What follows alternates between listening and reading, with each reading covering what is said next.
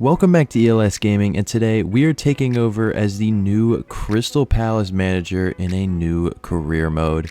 This is episode 1. It's going to be a more slow-paced series. Crystal Palace just seem like that team that are always on the rise, always with such cool players, but then just never make it over the hump, never get over the hill. So I think it's about time we change that. So let's get straight into it. This is what our team looks like. We're currently rocking a 3-4-2-1. Don't hate the formation. We have Dean Henderson in net. Our back line is American Chris Richards, Caught a Vibe in the middle, and Mark Gahey.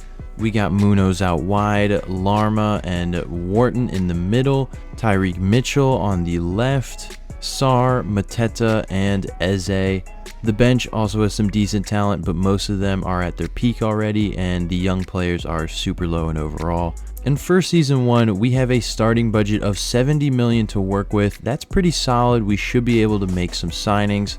I think for this season, we're going to be looking for a new center midfielder. I don't like Larma. We're just missing a lot of center mid depth there. As well as on the left side, Tyreek Mitchell does not really fit the system as a left mid. He's more of a traditional left back. So I think we're also going to look for a new left mid as well. And then I think we're going to play it by ear. Maybe I'll bring in a new cam. But those are the main two positions I want to take care of for this opening transfer window. And as our first departure out of the club, it was the Colombian Larma. He just does not fit the system at all, so he's going to be headed off to Real Sociedad for $11 million. We're also loaning out Matthias Franca for 12 months, could be decent in the future. And that was followed by another departure out of the club, another player that just does not fit the system, another CDM that just can't really play center mid at all. Chechik Doucouré, even though a decent player, young, he's going to be headed off to Nottingham Forest for $24 million. We're also loaning out Roman Esse for 2 years as well. So after those initial departures, our budget was now looking at over triple digits at $108 million. So looking at some center mid options, it was between Richie, Timber, and Hugo Larsson. But ultimately, we ended up picking the more well-rounded player in Quinten Timber. We got the Dutchman from Feyenoord. He's going to be holding down the middle of our midfield. Hopefully he does a good job. We picked him up for $38.5 million from Feyenoord. And next up was someone who I originally thought was going to be our new left mid, but I realized would be a great attacking midfielder for this team as well. It is the Turkishman from Juventus. We're signing Yildiz for a decent price of $24.3 million. I think he's going to be a great attacking midfielder for this team. That was followed by the departure of our original left mid. Tyreek Mitchell could have been a good player in a different scheme, but he's headed off to Nottingham Forest for $18.4 million. So with the money that generated, we went in for a new backup right mid who could potentially take over in the future. Giovanni Cuenta is joining us from Sporting for $17.5 million. As well as signing a new starting left midfielder, a little more defensive option. We went to Benfica and we handed $38 million their way for the signature of Alvaro Correas. He's going to be our new starting left mid. So after all of those transfers, we were down to only $2 million. We had completely rinsed the bank account. So this is what the team looks like as we headed into season 1.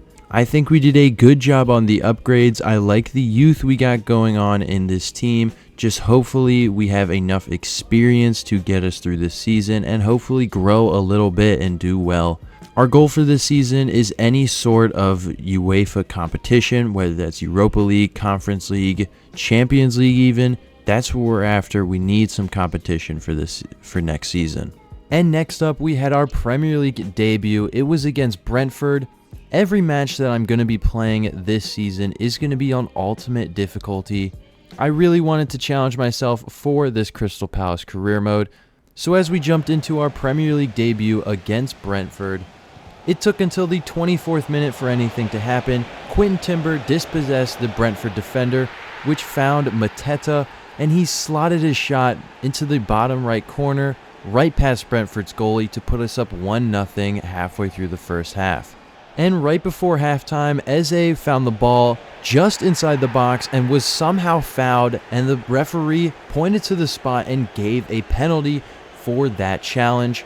So our main man, Mateta, stepped up once again, sending the keeper the wrong way, going top right, a beautiful penalty. He earned his second goal of the day for a brace, so we were up 2-0 by the time halftime rolled around. And in the second half, it was much of the same. It took until the 88th minute for a goal to happen. Eze crossed in to the back post where Mateta was there to hammer it home, somehow getting past Brentford's goalkeeper, going through his legs, I think, but a great header. He capped off his hat trick with his third of the day. An incredible performance from the Frenchman. We were off to a fantastic start, winning 3-0 away at Brentford in our first Premier League match of the season. And next up was our first home game of the season. It was against West Ham. And in this match, it took all the way until the 60th minute for a goal to happen. Yildiz found Mateta, who else of course, who spun around his defender beautifully and slotted his finish away into the bottom corner, putting us up 1-0 in the 60th minute against West Ham. But West Ham were not going down without a fight. Only a couple minutes later, Carlos Soler was found some space in the box and finished his shot on the near post against our goalie Dean Henderson to even it up, making the score 1-1 right after we scored. But thankfully, who other than Mateta was found in some space in the box, who was not going to miss from there, putting us up 2-1 against West Ham in the 86th minute, barely scraping it out. That goal made us win 2-1 in our second Premier League match in the season. So finishing off the transfer window, we had completed all of our business of the season earlier. We had won our first 2 games of the season, and our main man, Mateta, was sitting on 5 goals in only 2 matches. I know we've only played 2 games, but what an incredible start that he has had. So moving out of the transfer window and into September, we had our toughest opponent so far in Chelsea.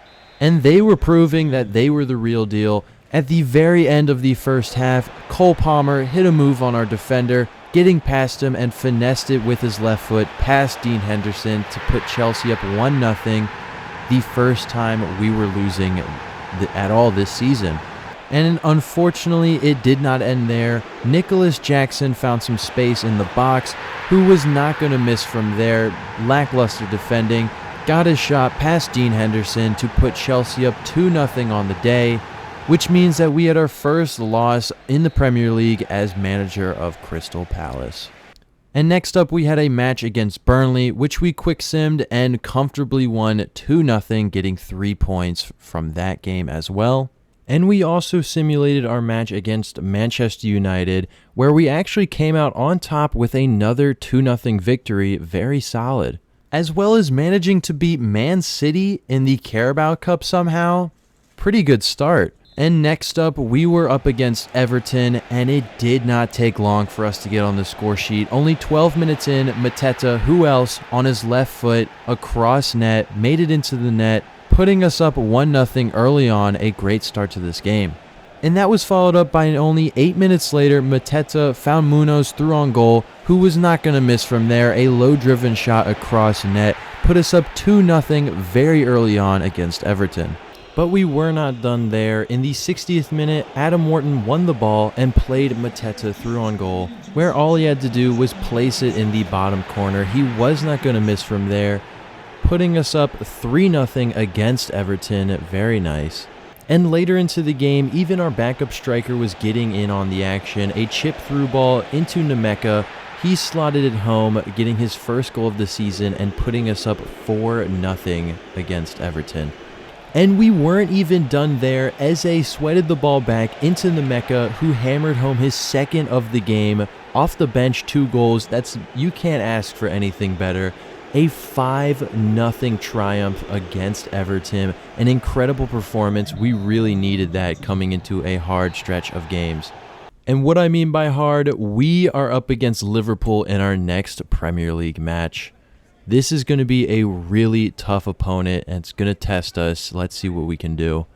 But early on, we came out of the gates flying. In only 4 minutes into the game, Mateta had a shot in the box, slotted it home against Kellier, putting us up unexpectedly 1-0 against Liverpool. And not too long later, a cross from Eze hit the head of Mark Gahey, who hammered home his header off the ground over 3 Liverpool defenders, putting us up 2-0 only 20 minutes into the game. We were off to an absolute flyer. But since they are Liverpool, the lead is never safe. Salah found some space in the box, who trivelled it past our goalkeeper Dean Henderson, putting them back on the scoreboard down 2-1. And it wasn't too long later, right before halftime, Luis Diaz was found through on goal, who finessed a pretty much perfect shot into the top corner against Dean Henderson, evening the game up 2-2, completely neglecting our incredible start to the game.